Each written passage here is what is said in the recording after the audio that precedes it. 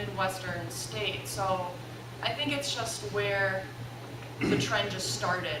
From my research, I noticed that it was a lot of Ivy League schools. So from what I gather, it was schools that had resources in order to spend on such things. But I think that given the research that implementing these programs can sustain student retention and offer a really great experience for their education, which will market students to want to attend your institution.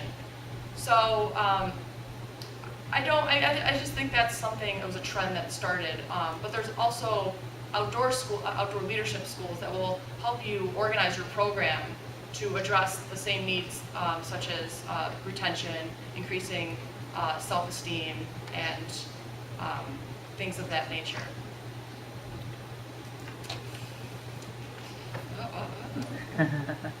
These are normally electives or voluntary admission programs. They're not required. They're not mandatory. Correct. Okay. And is there credit given for them? I did not look into that. I imagine for the sophomore program, but I can't. I don't want to confirm that. So. I could comment on that briefly, Chuck. That some schools actually require, like a Prescott College. Right. Everyone has to go through it, but that's the exception, not the norm. And then as far as credit goes, I think there's different models out there. Put my Dr. Holiday hat on. I'm going to ask you a theoretical question. Okay. I'm a budget manager, and I'm at the university, and I'm interested in implementing outdoor prevention programs. And one of your slides on your research indicated that it may increase retention. Verbally, you said it does increase retention. Which is it, may or do? Well, the research that I looked at indicated that it does increase retention. However, that you can always support research. There's always research that can conflict your thoughts. So there is both out there. Because of my report, I've just looked at more that shows that it has increased retention.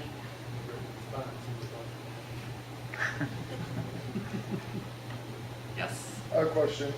You mentioned theories that they took away, or themes that were taken away, such as family and friends, and your university is love for all those.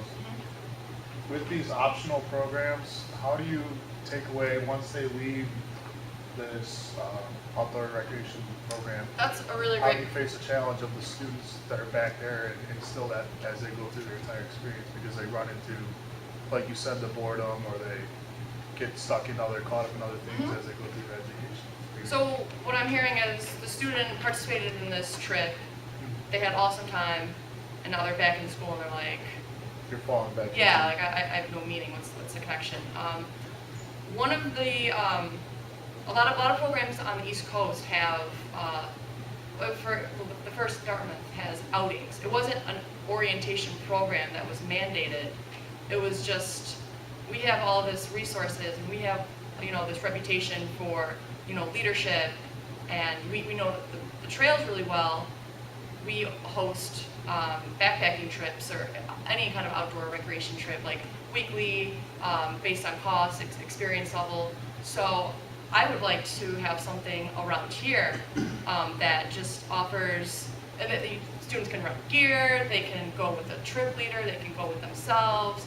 So having something like that where students always given that opportunity where they can extend their passion for outdoor education or that challenge. And that I think that's something that a lot of students face, is that they're in school and they're just bored, and school is, everyone learns differently. So for some students, they just may find inspiration outside of school. Well, I was very excited when Jane took up this topic, because it's a topic that I'm also very interested in, and Jane is my advisee. That I guess it's you know, it's a good coincidence because we have similar thought processes when it comes to this kind of stuff. In fact, everything that she just described, even though it wasn't, I advised her not to include it in her paper, in responding to Josh's question, that is something that I've been advocating here at the university.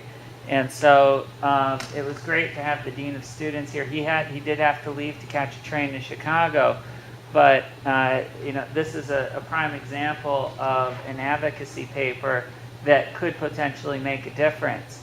Now, I don't think we're going to see change on this in the next month or so, because things in higher education do move at a snail's pace.